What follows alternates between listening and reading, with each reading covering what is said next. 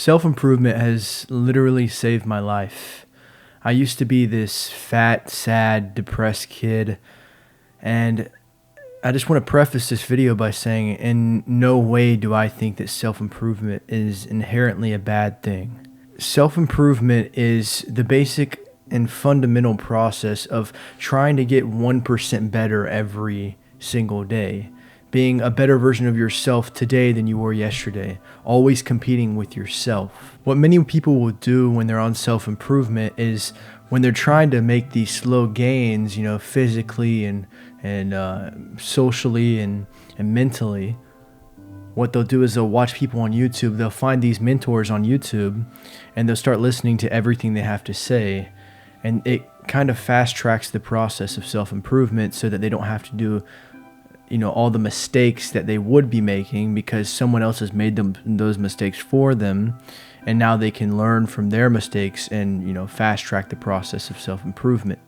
And this is exactly what I did when I wanted to change my physique, because I was 215 at 15 years of age in high school, and I was super insecure about it. I remember I used to pull my shirt, just like always adjusting, and I would sweat in class and I would really be breathing heavily, but I would try to I would almost push my breath down and not breathe so loud on purpose so that other people wouldn't hear me breathe so much, because I was just so insecure about being so overweight at such a young age. And so that's what I did is I watched these people on YouTube and they told me how to, change my physique. So that's where I got into it. I started going to the gym. My dad got me introduced into the gym. I started watching all these fitness influencers and I started learning from them, and, Arnold and some of the new people like Bradley Martin. I don't watch those guys anymore, but I would watch these people and they would tell me the tricks that they use to get the physiques they had.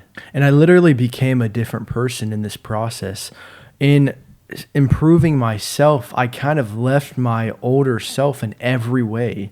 I changed who I was, and as I started to change my physique, I also got into other areas of self-improvement YouTube, which was people like Andrew Tate and people like Hamza. It's almost like I lost my old self and these people's identities all mixed into one and became me. It was who I was. Now that can be good for a short amount of time. It can be good to change who you are and become someone new. But the problem is that as I started to turn into these other people and I started to improve my physique, and I kind of got an ego on me, and I kind of left my older self, like I said, and I almost became like this clone, of these influencers, and I had a huge ego on me, and I would always put myself on a pedestal because I had this, physique, and I was the guy that was trying to be the masculine man, right? And I would put myself on a pedestal for that. And I think that's a problem that a lot of people don't realize that they're having is ego, pride. And a lot of people might even tell you it's okay to have these things, like you should be egotistical. But I'm here to tell you it's not, because what happens is when you become a clone of these people and you lose your older self and it's all ego, you start to be really hateful to other people and you start to be angry at every little thing that someone does.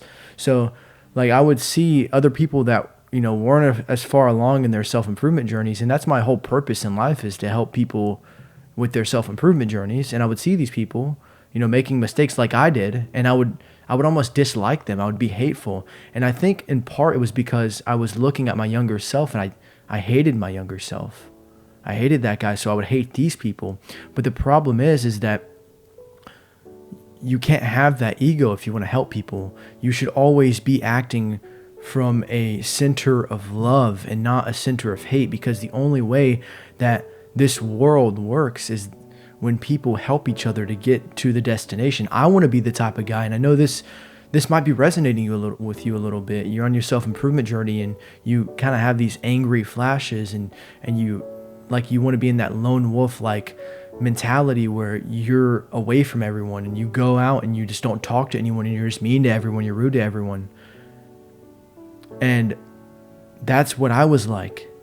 And the way that I got out of that is I replaced that hatred and that ego, and I told myself it's okay that I was fat, because if I wasn't fat, then I would have never gotten skinny. I would have never known how amazing it is to be skinny. If you think about this, The rich guy that was born rich is never going to know the worth of money. But the guy that's poor and gets rich, he loves it.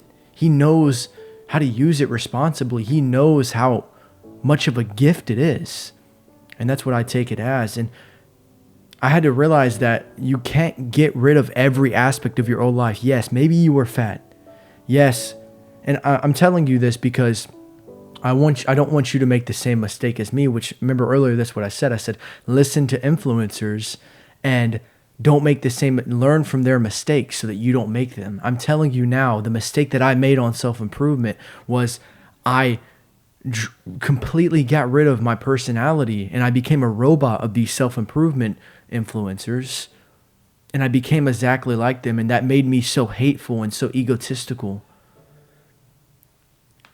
So if you're on your self-improvement journey right now and you're trying to get rid of your old self completely, yes, get rid of him to an extent. Get rid of that person to an extent, but do not forget about the core memories that you have as a child. Like, I literally forgot what I did as a child. I didn't even think about, like, the fact that I used to go play in the forest, or I used to, play airsoft with my brother, or play army with my brother, make teepees in the forest, and like all this stuff is who I am. And I forgot that because I changed into a different person. So if you're on your self-improvement journey right now, I want to tell you, first off, don't completely get rid of your younger self. Keep the good things and get rid of the bad things. Get rid of the addictions. Get rid of the degeneracy, the sin, the pride, the gluttony, the envy, the jealousy, the anger. Get rid of all that stuff, but don't get rid of the stuff that you remember as a child that makes you feel cozy and warm inside. Don't get rid of that stuff, because that's who you are. Your memories and your beliefs are who you are, your experiences. Combine those together and then go on your self-improvement journey and keep all that with you, but then also improve yourself. You can do both. It's not one or the other. You don't have to become a robot. You don't have to do this. Like, stay disciplined, bro. Yes, I understand. You should stay disciplined 100%. But don't lose yourself in the process. Otherwise, you'll be going all the way back to square one. The solution for me was I had to get rid of this hatred and ego first after, I'd been in it for a couple months. And then I had to come back at it. And I realized that it was the influences that were around me, these influencers that were around me, that really changed who I was. I was an empty vessel, and so all these influencers telling me to be egotistical and to be disciplined all the time and ignore other people and like don't be social and forget about every other thing. Business is the most important thing. I had to change those influences to change the way I was. I had to change those influences to change the hatred and the ego. And so that's the action step in this video. If you're on your self-improvement journey and you're watching these people on YouTube and they're telling you that you should be egotistical and that you should only focus on business and you should neglect other areas of your life and that you should just solely focus on business, you need to get rid of those influences. You need to start watching people that are going to tell you that you can have all of it. You can have an amazing family and be a religious man and have a business and have a physique that is amazing and women crave.